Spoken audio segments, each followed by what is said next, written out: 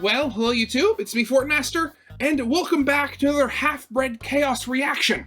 This is, don't forget, who is with us in the dark. So, the reason I'm watching this is because, well, I guess you could say it's a little bit of a quirk going on with Half-Bred Chaos's channel, where seemingly a lot of their videos, unbeknownst to me, are sequels to previous videos that they've done. And with my reaction to their video about like what are the memory heads in Undertale, and I was asking questions about like when did he go over the Japanese and stuff like that in the translations.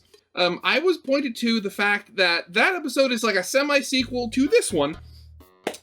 So I'm going to watch it, and hopefully I'm going to get more answers to the questions I asked in that reaction. So, yeah, of course, as always, original video is linked in the description if you haven't seen it for some reason. Corner video will lead to my Let's Play of the day. And yeah, let's get this thing started then, shall we? Howdy. I'm so excited to finally talk about this. I've been waiting for months. Have any of you ever noticed that the Oh god. I'm Red Cloak HBC. I'm from the future. There's something else we have to cover before we can make this video. Okay, so that's where the other Half-Bred Chaos comes from. He's from the future. Okay. What? No. No. No! Spoiler warnings for Undertale and Deltarune. Oh no! If you haven't played them, go do that first. So hey, you guys remember the main melody in Undertale? The earliest we can hear it is when we put an umbrella over this broken down statue, right? I think a lot of players miss this, but that turns out to be very early game foreshadowing for Asriel Dreamer. This has already been covered by the Undertale Science Reddit, but basically the statue's horns seem to be that of a boss monster, and the music box is designed to play when water flows over it, implying it was meant to be powered by this memorial fountain before Mediton basically took it over. Oh, okay. The song from the music box is called Memory, and it's the same motif that plays during the part of Asriel's battle, in which you remind him of his life with the first fallen human. And if you need more evidence, the game files call this his theme. But if this is old news, why am I going over all this? Well, because this sets the precedent for the main melody of the game being a major motif for one of the major characters. And something I find very interesting about Deltarune's main theme is, this one has lyrics. Yeah, so I never thought of that. Yeah, so whose theme is Deltarune's? Interesting. And yeah, I guess that makes sense to the title. Who is with us in the dark? Right, so normally we tackle this question from a where's the motif standpoint, but the challenge here is, don't forget, it's all over the place. It plays multiple times before you enter the dark world. It plays as you traverse the fields and forest of Chapter 1. It plays when you fight Jibble, when you seal the fountain, and even on the menus of Chapter 2. However, if we look at the lyrics, we can start to uncover why that might be. Wait, are you about to try adding the full song, with lyrics, to this video? Yes? Don't do that. What? Why not? You fool. Holy Congadero, what is that? YouTube. Oops, I summoned the Eldritch Nightmares again. Oh god.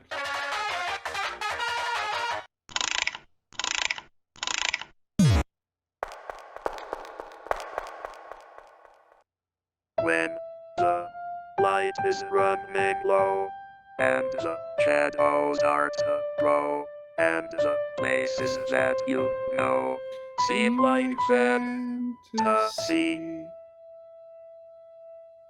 there's a light inside your soul that's still shining in the cold, with the truth, the promise in our hearts.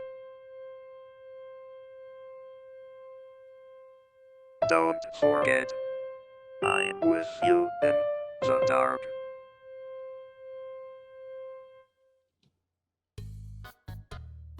Okay, so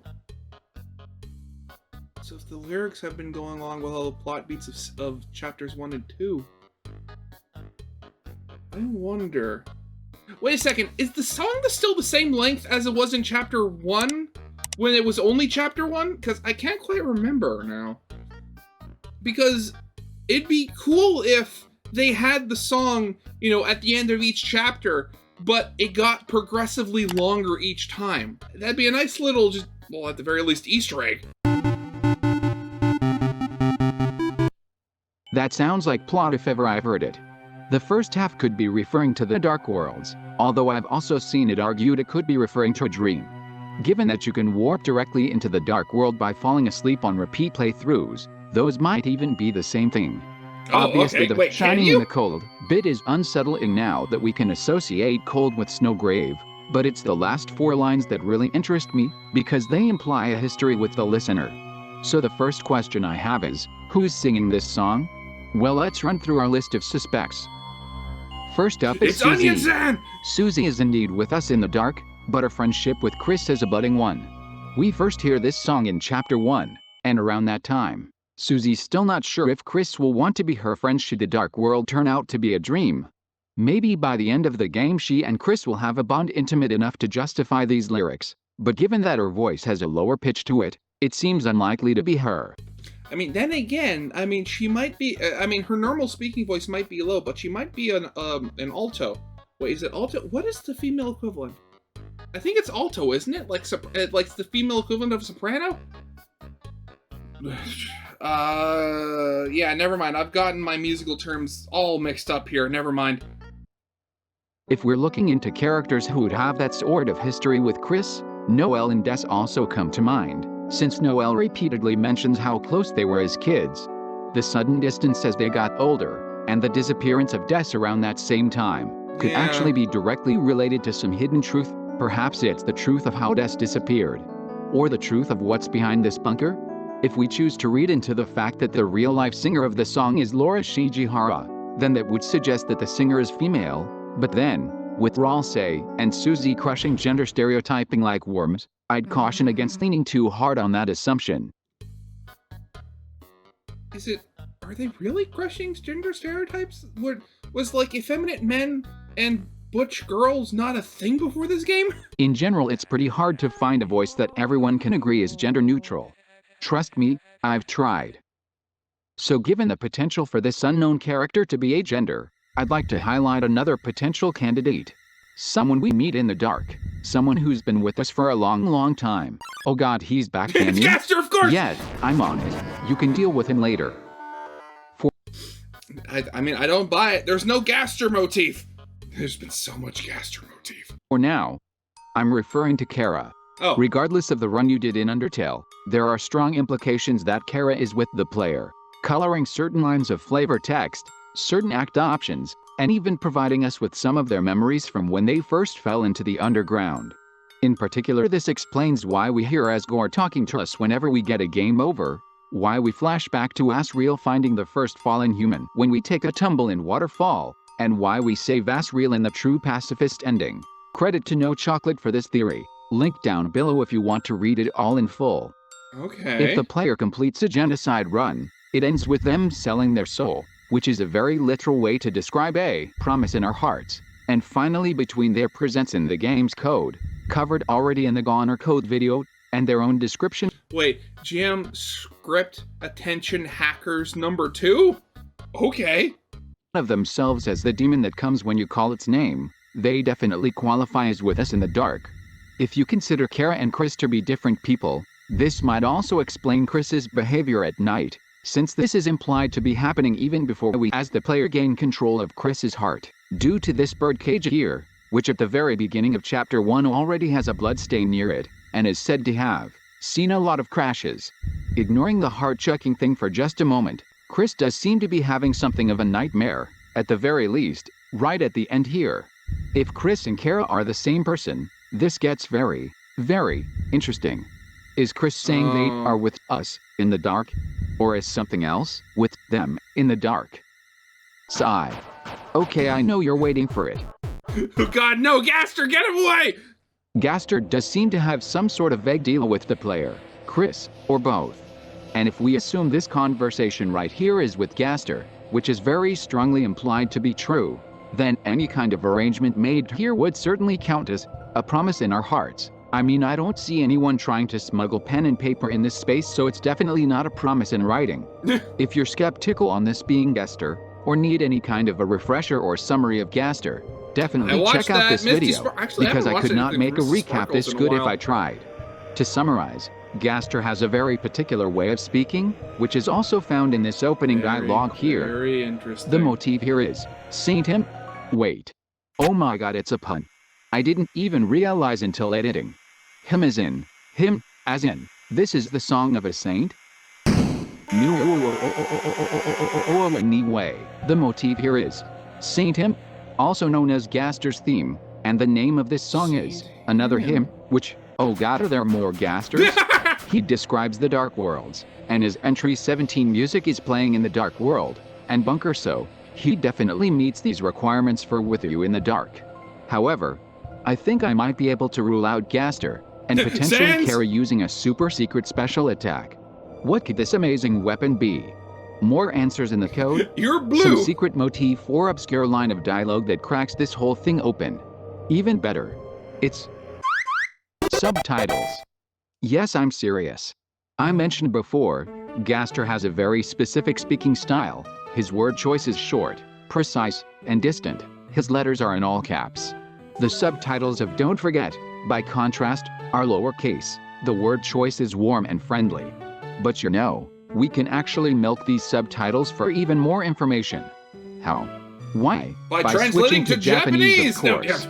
Yes, I know Toby's native language is English, but listen, he works very closely with 8.4 when translating these games, so you can actually gain a lot of canon information from the translations.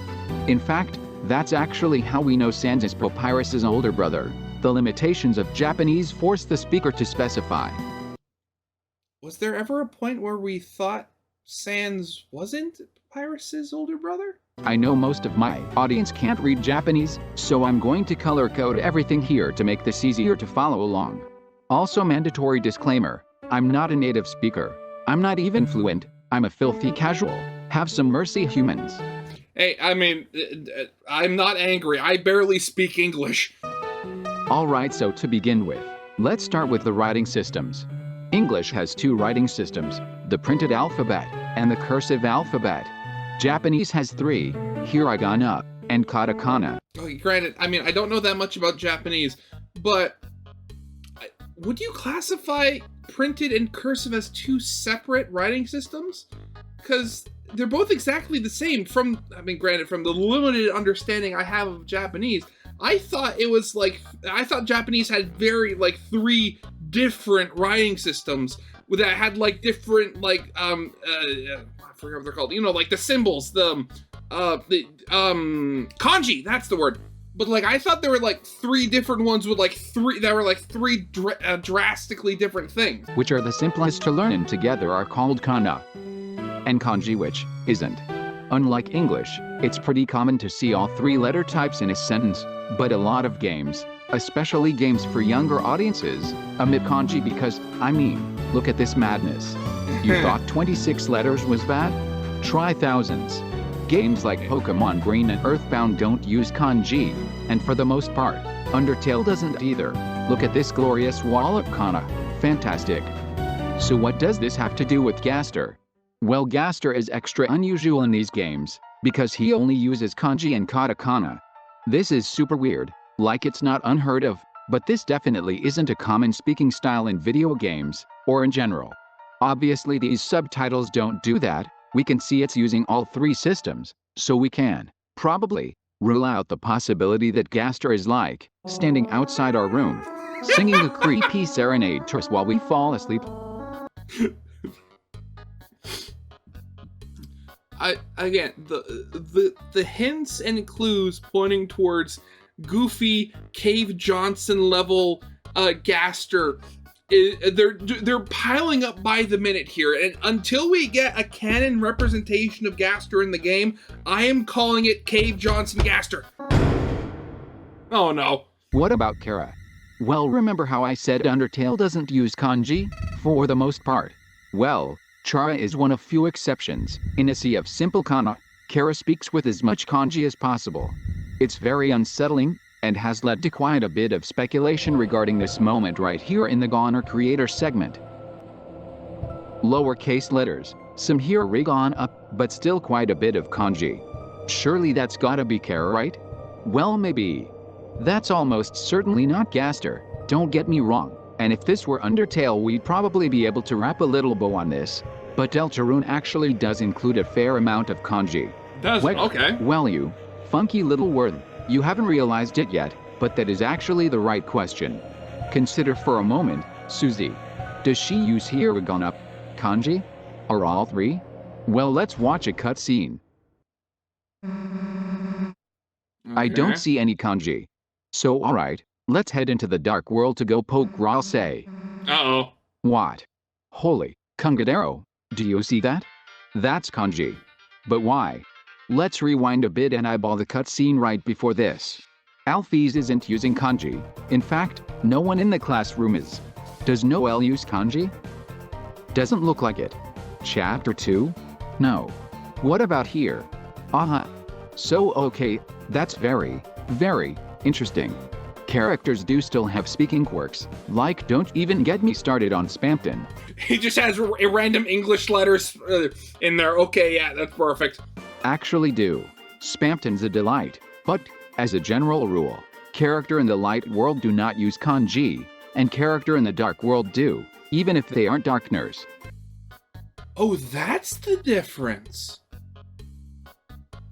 Okay. That is very odd. Okay, so again, as someone who's not a native English speaker, do the different writing systems impart like different inflections? Like if you're writing with kanji, is that supposed to like symbolize a more like formal way of speaking? Like, yes, hello, sir, how are you doing on this fine day? How in English you'd have like the stereotypical, British accent or something like that. Because, I mean, if that did, that would mean that potentially going into the dark world changes how like characters fundamentally like talk and think and stuff like that. Though, I mean, granted, we haven't really seen that, in the English versions of the game, so I have no idea. So this doesn't tell us who this is, but it does tell us where they are. But that doesn't help us cross off Kara? So is there any other way we can reassure ourselves long enough to sleep at night, without imagining a knife-wielding human hiding beneath our bed or so? I mean, quite honestly, if you can get somebody to actually fit under there, I mean, I don't think I have to really worry about them. I mean, at that point, I think I could just sit on them and they'd be dead. Thankfully, yes. Using the combined linguistic might of the Susie Undertale Tumblr blog, an actual resident of Japan and Twitch streamer, Claire Puppy Love, we can find other linguistic quirks to identify the characters. Both of these sources know way more about Japanese than I do. You should absolutely give them a look. Now then, Japanese, like many other languages, has many different pronouns for the words I and you.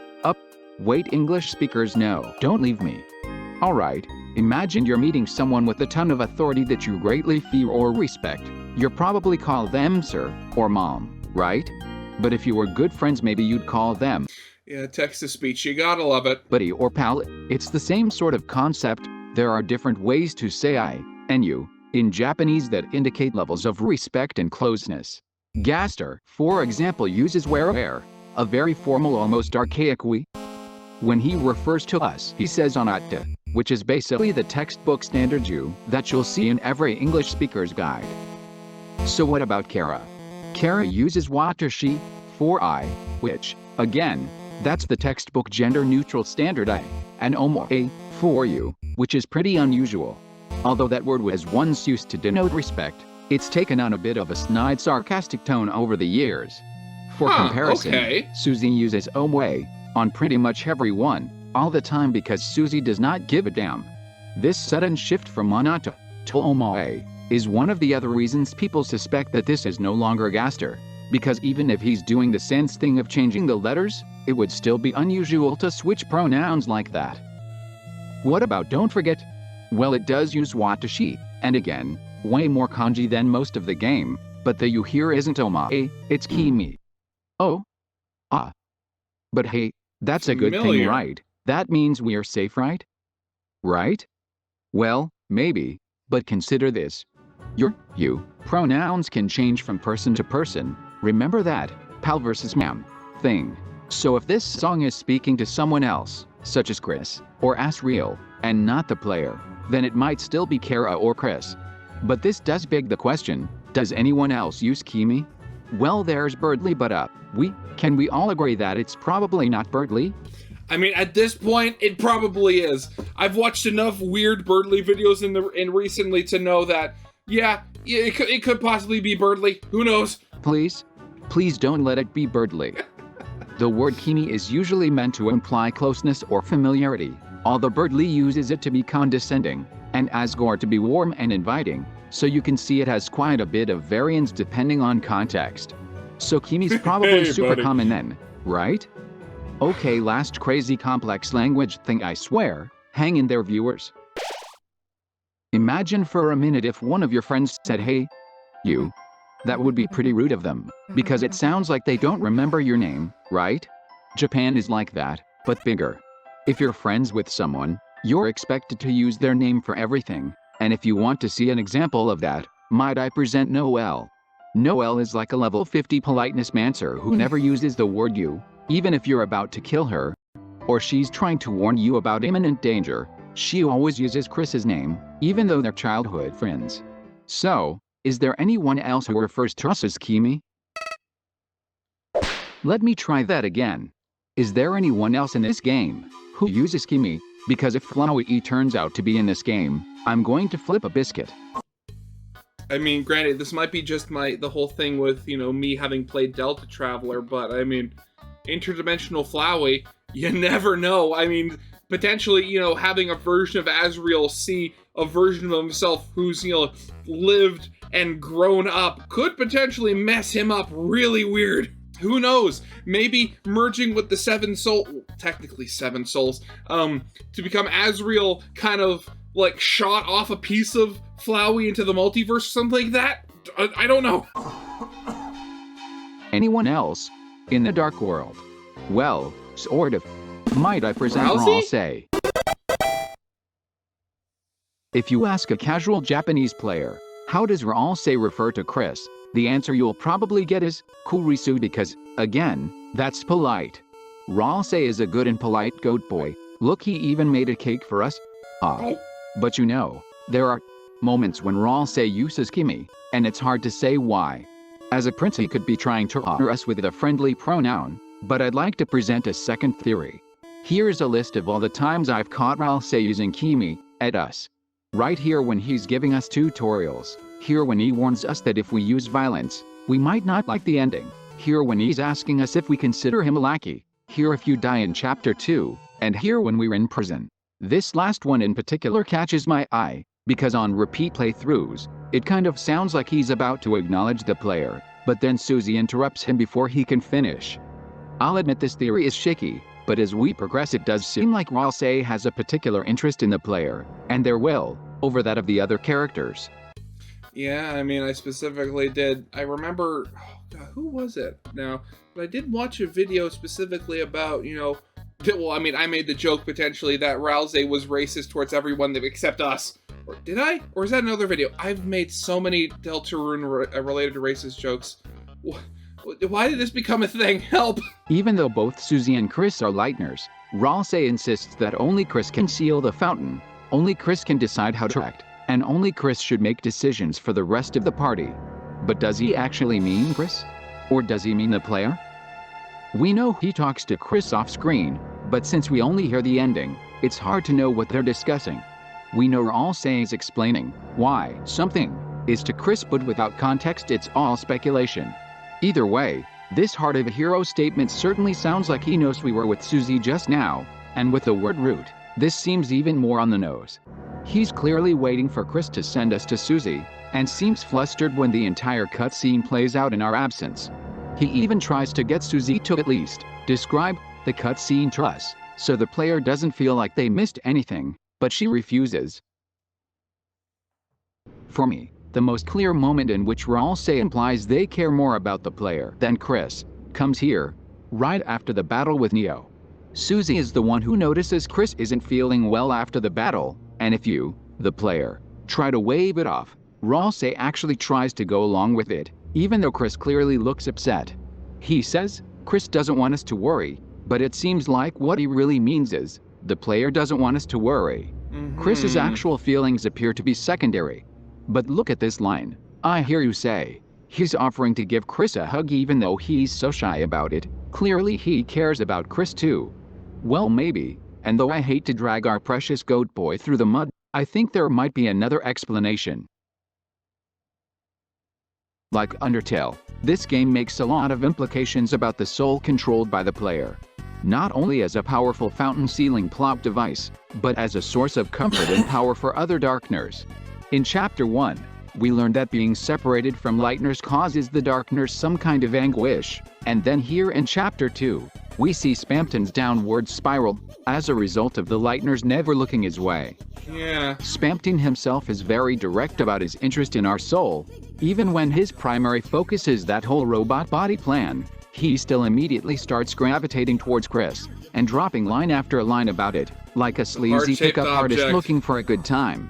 It seems to me like this effect is felt in general when a Darkner is near a Lightner, and with Ralsei we can actually see this in action, with Ralsei's blushing animation.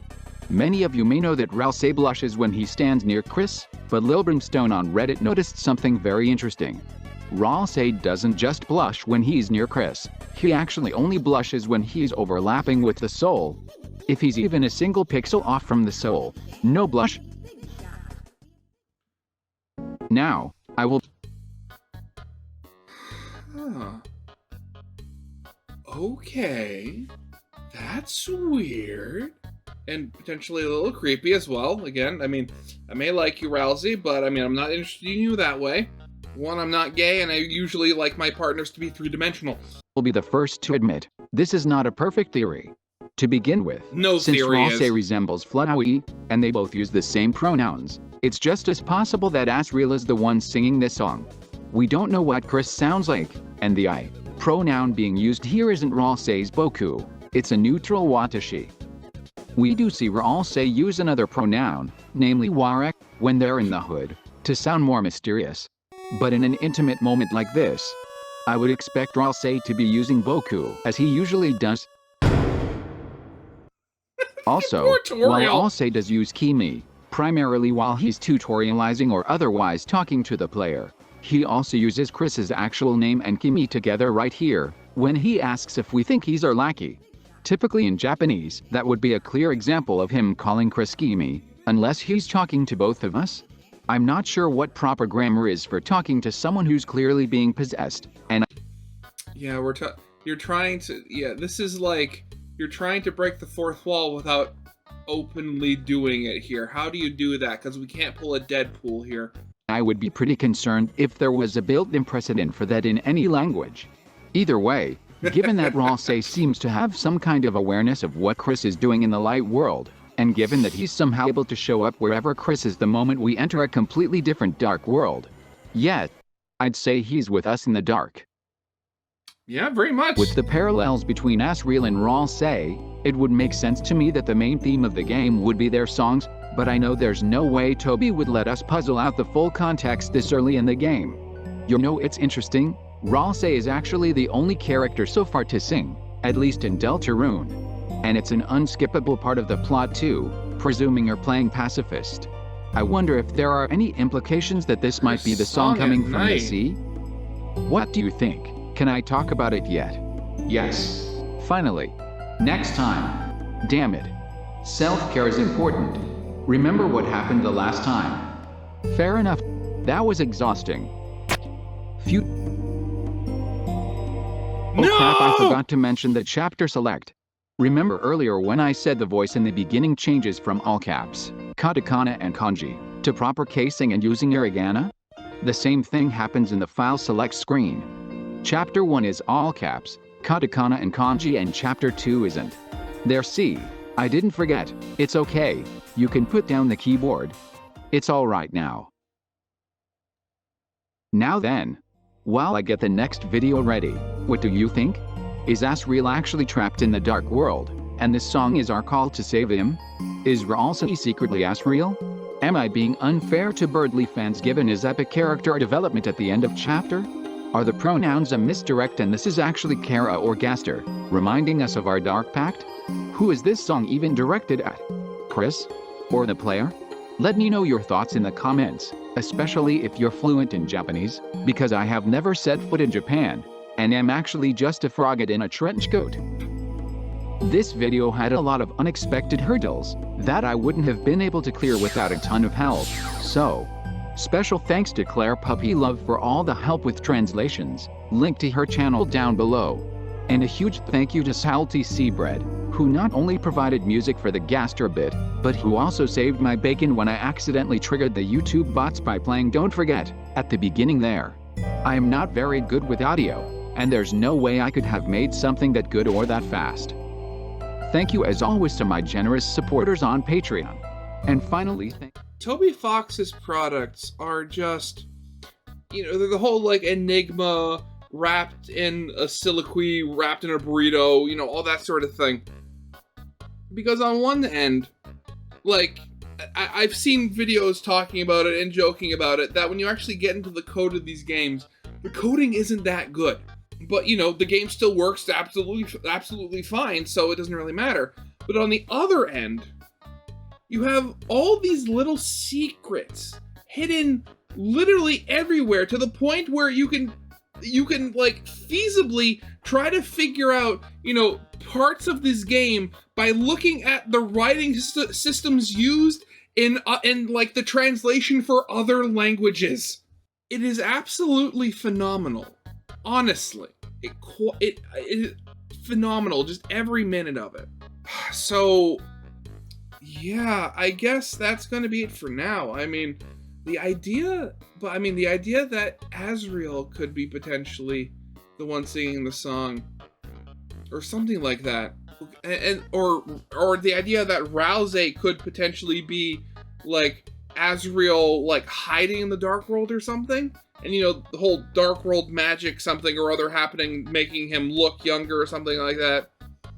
Again, it's so weird. Though that whole thing of Ralsei potentially being Asriel, on the one hand, Asriel might have inherited his parents' just complete lack of any creativity when it comes to names.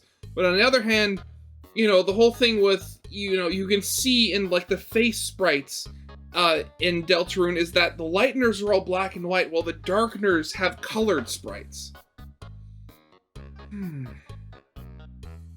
So,